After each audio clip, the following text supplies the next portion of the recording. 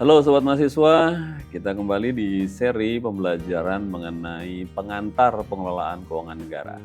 Setelah kita sebelumnya bicara tentang materi pemeriksaan, pengelolaan, dan tanggung jawab keuangan negara, dan materi hari ini yang akan kita bahas, yang akan kita kupas adalah mengenai kerugian negara, mengenai penyelesaian kerugian negara.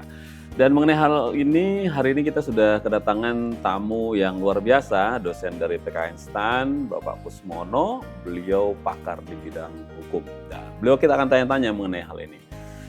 Selamat datang Pak Kusmono di acara hari ini. Mudah-mudahan sehat. Apa kabar Pak? Baik Pak Kuat. Hai Sobat Mahasiswa. Oke, ini Pak Kusmono. Pak Gus, Siap. kita akan bicara tentang kerugian negara. Termasuk di dalamnya juga kerugian keuangan daerah ya. Kalau kita bicara di Undang-Undang Nomor 1 Pak Kus tentang Nomor 1 tahun 2004 ya tentang perbendaharaan negara, khususnya di pasal 1 angka 22, di sana disebutkan Pak Kus, kerugian negara atau kerugian daerah adalah kekurangan uang, kekurangan surat berharga, dan kekurangan barang yang nyata dan pasti jumlahnya sebagai akibat perbuatan melawan hukum baik sengaja maupun lalai. Nah, dari sini berarti ada 4 unsur nih Pak Gus nih ya. Ada unsur kekurangan uang, surat berharga, dan barang. Kemudian juga nyata dan pasti jumlahnya. Tambah lagi ada akibat dari perbuatan melawan hukum. Dan terakhir dilakukan karena sengaja atau lalai. Dari sisi perspektif hukum, Pak Gus mungkin bisa dielaborasi mana dari pengertian keuangan negara ini. Terima kasih Pak Kuat. Sobat Mahasiswa, Pak Kuat ini saya kenal kuat di akuntansinya. Maka saya senang diundang dalam kesempatan dialog ini. Terkait dengan kerugian negara Pak Kuat, dengan perbuatan melawan hukum itu memang dekat sekali ya. Pertama mungkin harus kita mengerti dulu apa yang dimaksud dengan kerugian negara. Kerugian negara. Gampangnya kalau saya jelaskan kerugian negara dari kacamata awam gitu ya. Berkurangnya modal kita, aset kita. Gitu ya Pak ya. Kenapa itu berkurang? Akibat dari adanya perbuatan melawan hukum. Oke. Nah, sesuai dengan unsur-unsur tadi ya. Betul Bapak. Jadi terkait dengan kerugian negara bagaimana? Berarti berkuranglah keuangan negara kita seperti yang Pak Kuat sampaikan tadi. Baik berupa uang, surat berharga atau barang dari kekayaan kita akibat dari perbuatan melawan hukum yang nyata dan pasti. Yang menarik Pak Kuat, perbuatan melawan hukum ini bisa kita tinjau dari 2 kacamata. Apa itu Pak? Pertama, dari sisi hukum private. Hukum privat ya, private. Ya, kalau kita kenal hukum perdata gitu ya Pak Kuat ya. Iya, hukum perdata. Yang kedua dari hukum publiknya. Hukum publik. Contoh di hukum pidananya. Oke. Sekarang kita bahas dulu terkait dengan hukum privat. Hukum privat, boleh lah hukum privat ya. Seperti apa tuh Pak Gus? Kita kenal namanya PMH, perbuatan melawan hukum. PMH, perbuatan melawan hukum. Betul, itu diatur dalam pasal 1365 KUH Perdata. Kira-kira normanya itu seperti ini. Setiap perbuatan yang melawan hukum yang dilakukan karena kesalahan sengaja maupun kelalaian yang mengakibatkan kerugian itu harus menggantikan kerugian itu. Nah, kerugian itu harus ada hubungan sebab akibat lah gitu ya. Sedangkan dari sisi hukum publik, hukum pidana itu menariknya adalah harus ada norma dulu yang dilanggar itu apa gitu. Jadi dibatasi oleh norma itu. Kalau dalam hukum pidana itu kita kenal namanya apa ya, asas legalitas itu Pak. Legalitas. Jadi harus ada normanya dulu, kita buktikan kesalahannya apa baru kerugiannya. Kira-kira begitu Pak Kuat. Tapi kalau tanpa ada kesalahan kemudian langsung diminta kerugian tuh nggak mungkin terjadi ya? Nanti dulu dari sisi private atau publik dulu. Dari 2 sisi ini? Menariknya kalau dari sisi publik gitu ya, pidana itu harus tertulis dulu adanya norma yang dilanggar Pak. Harus ya, wajib ya. Kita kenal namanya asas legalitas itu. Kalau tidak ada normanya yang dilanggar, tidak bisa dikatakan itu sebagai suatu perbuatan. Kalau di sisi privat?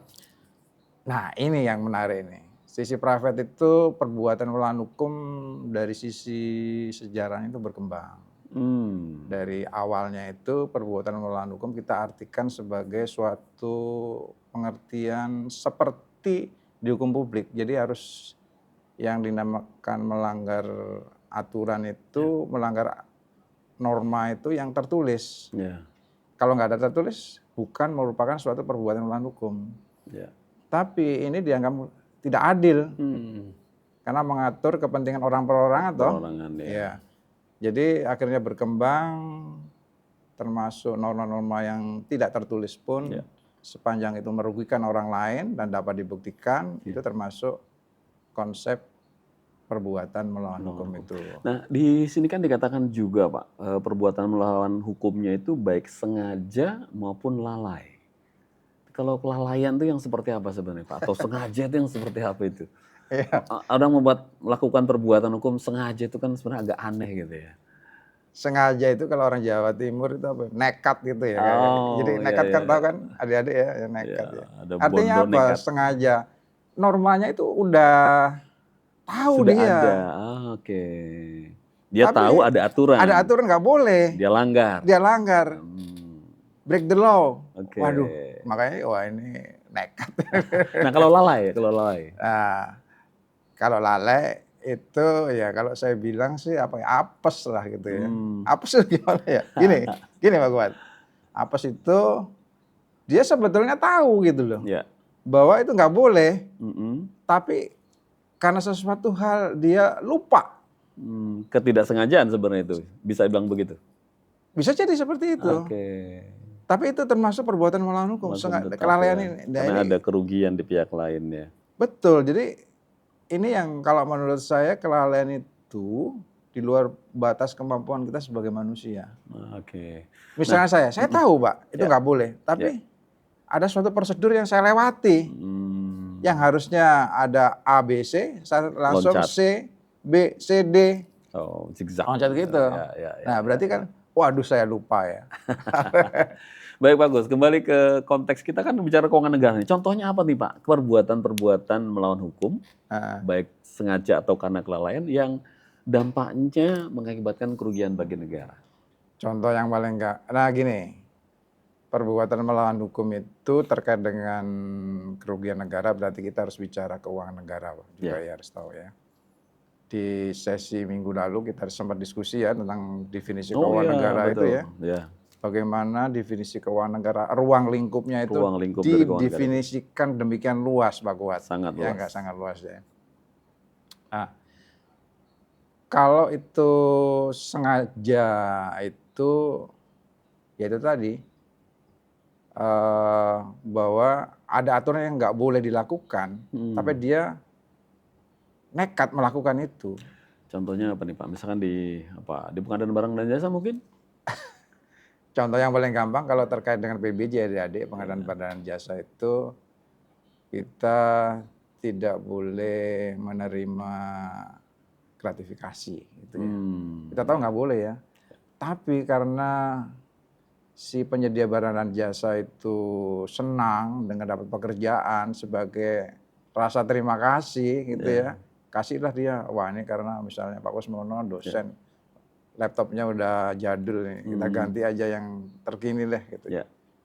Saya udah tahu bahwa itu nggak boleh, tapi saya terima, itu dengan sengaja itu Pak. Tidak bisa ya, tidak boleh ya dilakukan. Iya, nah kalau kelalaian, misalnya apa ya, kalau kelalaian, bendara lah yang paling gampang ya, terkait dengan bendara, dia bendara apa? Bendara penerimaan misalnya. Dia lupa melakukan pencatatan atas penerimaan yang dia lakukan yang harusnya hari itu dilakukan dan disimpan, disetorkan. Tapi dia lupa disetorkan. Itu perbuatan melawan hukum.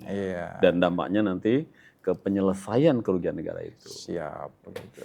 Baik, sobat mahasiswa, karena waktu kita terbatas, kita akan lakukan seri berikutnya terkait dengan penyelesaian kerugian negara. Ada satu tema lagi yang menarik yang nanti kita akan bahas di seri berikutnya, yaitu tentang tuntutan perbendaharaan dan tuntutan ganti rugi. Untuk sesi kali ini kita cukupkan dulu. Kita berikan applause dulu untuk Pak Kusmono. Pak Kus, terima kasih banyak Sama-sama, sudah Pak hadir di Fuad. acara kita hari ini terkait dengan pengelolaan keuangan negara. Mudah-mudahan bermanfaat untuk mahasiswa. Kita bertemu lagi di seri berikutnya. Salam sukses untuk Anda semua.